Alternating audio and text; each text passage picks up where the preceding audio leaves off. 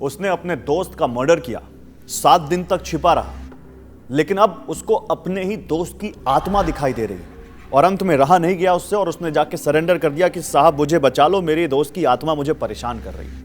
कहानी फिल्मी है लेकिन बिल्कुल सच है।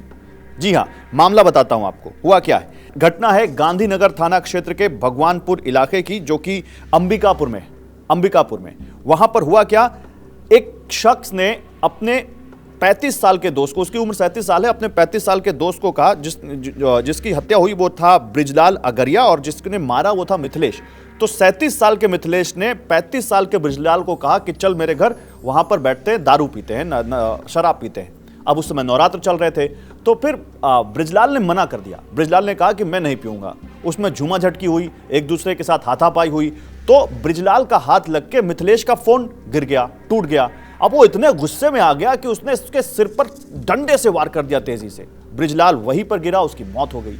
अब ये डर गए, मियां बीवी दोनों डर गए, उसकी जो पत्नी थी वो भी डर गए कि भाई अब क्या करें। तो उन्होंने अपने घर में ही गड्ढा खोद के वहीं पर ब्रिजलाल को दफना दिया मिथिलेश और उसकी पत्नी ने, और उसके ऊपर मिट्टी डाली, उस पर प्लाई डाली और आराम से वहां पर उस रात रहे और फिर उसके बाद भाग गए अपने रिश्तेदार के यहां।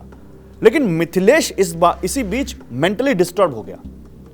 अब उसको ये बार बार अपने दोस्त की छवि दिखाई देने लग गई ब्रिजलाल की। उसको लगा कि उसकी आत्मा उसके पास आ रही है, उसको डरा रही है। उससे रहा नहीं गया और उसने फिर 1 हफ्ते बाद जाके पुलिस के सामने सरेंडर कर दिया। पुलिस को सारी बात बताई और कहा कि सर मुझे जेल में डाल दो, मेरे दोस्त की आत्मा मुझे परेशान कर रही है। पुलिस ने उस जो कन्फेशन था उसके बाद वहां पर जाकर जांच की, गड्ढा खोदा, वो लाश निकाली। अब पुलिस आगे की कार्रवाई कर रही है।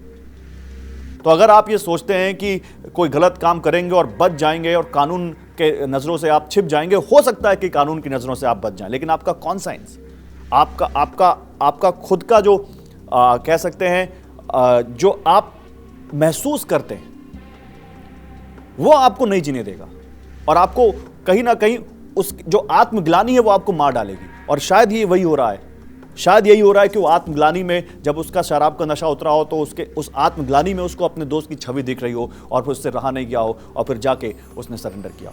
आपको क्या लगता है क्या हुआ होगा? कमेंट करके जरूर बताइए।